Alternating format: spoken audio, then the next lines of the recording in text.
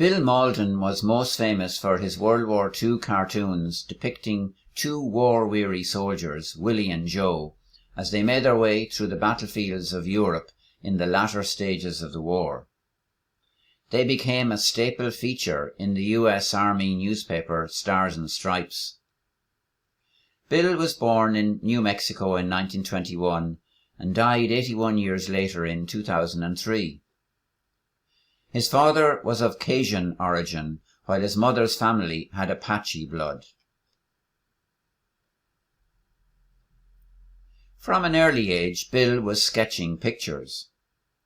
The Mauldin family ran a fruit farm of 120 acres near Alamogordo in New Mexico. This was also Judge Roy Bean country. The judge had a reputation for humour in his courtroom. In one case, a Mexican lady bought milk at Judge Roy Bean's dairy and found a live minnow in one of the bottles. In his defence, the judge said, "Damn, I told that stupid herd boy not to let loose those cows to drink in the Rio Grande." Bill's father, Sid, or Pop as he was known, inherited the farm in 1919. He had served in the artillery during World War I. Sid was a jack of all trades. He worked the mines down in Mexico, he sold wrenches and tools in El Paso, and he had picked cotton near Phoenix in Arizona. Sid taught Bill how to play poker. He called it a necessary life skill and a way to win back the 75 cents he owed the boy. The cartoon character Willie resembled Sid, the blustering officer demanding obedience, and the shivering buck private struggling to keep warm in the field. Bill's mother, Katrina, was bipolar, and by the time he was 13, his parents had drifted apart, divorcing in 1936, when Bill and his brother Sid moved to Phoenix. In 1935, Bill spotted an ad for a cartoon correspondent course in Popular Mechanics magazine that belonged to his brother.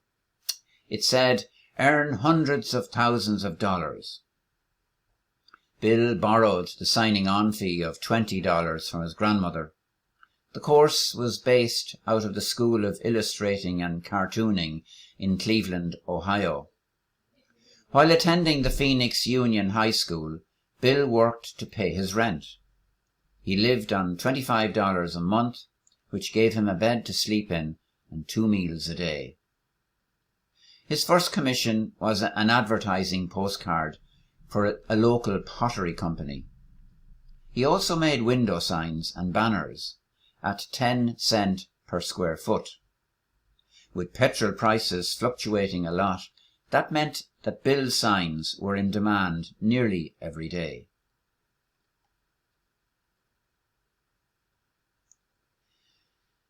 The Coyote Journal was a college weekly paper. Bill worked on it as an editorial cartoonist and a commentator. He also joined the ROTC, the Reserve Officers Training Corps, and it indulged his romance for military drill and display, and also provided him with a free uniform. He became familiar with the 1903 Springfield rifle and learned to give the Queen Anne salute. In 1939 he designed the college yearbook, but he was expelled from the biology lab for putting a cigarette in a skeleton's mouth. That lost him credit and meant he couldn't graduate with his class. In June of 1939, he headed off, again with his grandmother's financial help, to the Chicago Academy of Fine Arts. His target was to sketch 10 well-developed cartoons before going to bed each night. He recycled his rejections.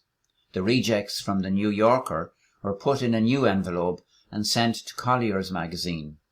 Then they in turn were sent to the Saturday Evening Post, and then on to Esquire.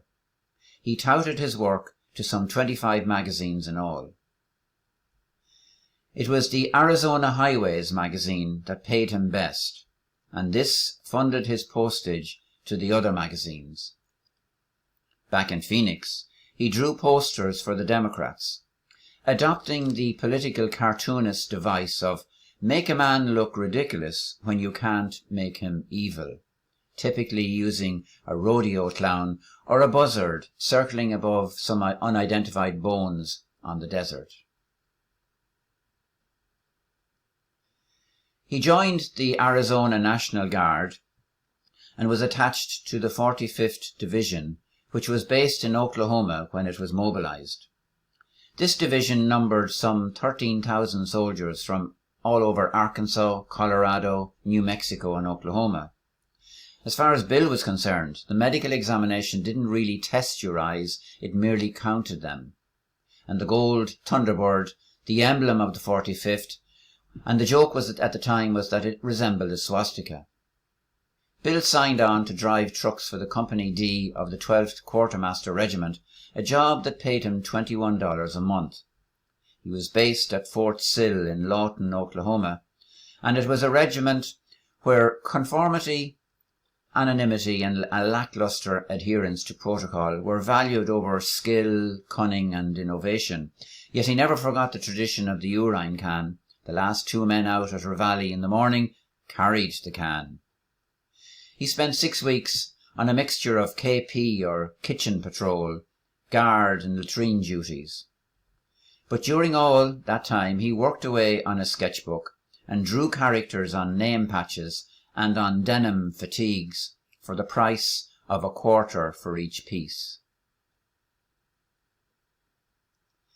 The 45th Division News was a 4-page tabloid, but it had no cartoons. At that time, it was the only divisional newspaper in the army. The first issue appeared on the 4th of October 1940. Bill's superior, Lieutenant Colonel Walter M. Harrison, who in civilian life was the editor of the Oklahoma City Times and the Daily Oklahoman, used him on Friday afternoons to draw a weekly cartoon. He called it Star-Spangled Banter.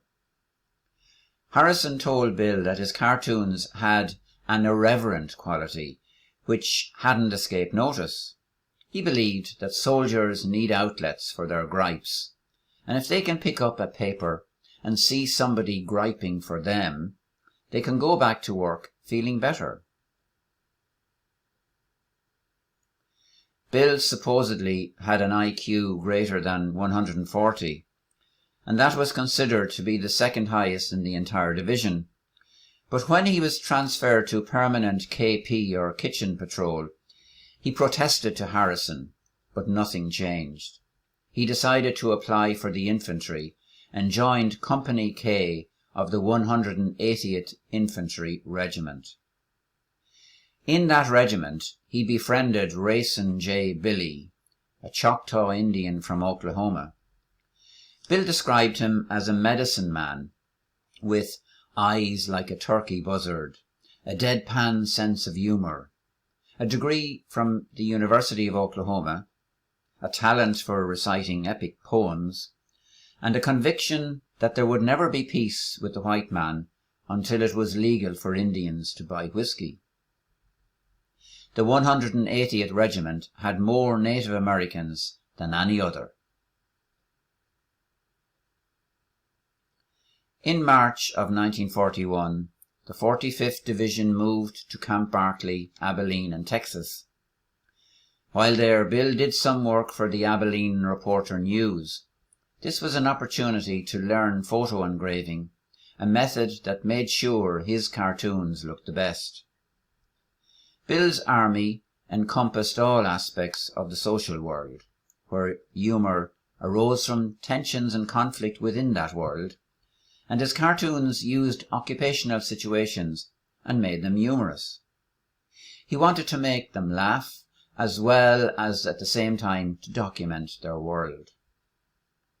In August of 1941, the 45th Division joined 500,000 soldiers in one of the largest field manoeuvres ever held in the United States, in Louisiana. Generals who became famous later in the war, Patton, Eisenhower, Clark and Bradley, were all involved in the military exercise. Bill worked as a full-time cartoonist on these manoeuvres, and he got his work published in the Shreveport Times. He was able to visit combat units in the field, observe for a day or two, and then return to his tent or room to work on his ideas. The Japanese attack on Pearl Harbor on the 7th of December 1941 hardly caused a stir among the soldiers of the 45th Division. According to Bill, we didn't even have sense enough to get scared. A few months later, in March of 1942, Bill married an 18-year-old sophomore, Norma Jean Humphreys, but soon after, he and the 45th were transferred to Fort Devens in Massachusetts. With the need for secrecy ahead of a second front in Europe, the 45th Division news was suspended. So to keep his cartooning career alive, Bill sent his cartoons to every magazine and newspaper in Boston, and the Boston Globe and the Boston Herald bought some of his cartoons. A new Army weekly newspaper called Yank was set up, but it was staffed by Army ranks, and it used only a few of Bill's submissions. He considered it too soldierly, but all the attention at that stage revolved around the opening of a second front. North Africa and Europe beckoned. The 45th Division was selected to take part in Operation Torch, the Allied landings in North Africa in November of 1942, but it was suddenly deselected and sent for winter training up to Pine Camp near New York. Norma Jean joined Bill, but the harsh winter conditions forced the division to move south to Camp Pickett in Virginia. As Bill got ready to move to Europe in May 1943, Norma Jean announced that she was pregnant. He sailed to Oran in Algeria on the James O'Hara troopship on the 4th of June 1943. On the 2-week voyage, he volunteered for anti-aircraft duty purely to stay above the waterline. He answered the call to arms by saying he was familiar but not qualified to fire the 20mm cannon. He claimed he had drawn that cannon several times in his cartoons. Bill was billeted in hold 4D, 3 feet below the waterline, a worrying prospect in the U-boat infested waters. On board, they ate once a day, and Bill was a heavy smoker, but he managed to befriend a cook on the officer's galley, and in exchange for a watercolour portrait, he got plenty of steak, potatoes and ice cream.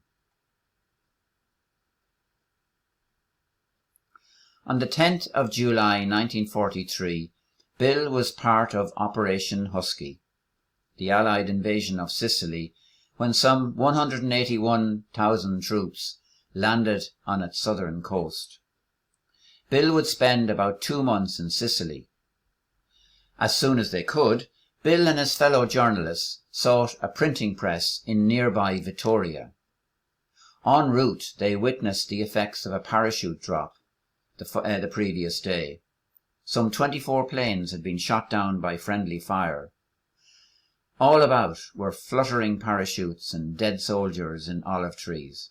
It was a sight that confirmed his first practical lesson about war. Nobody really knows what he's doing.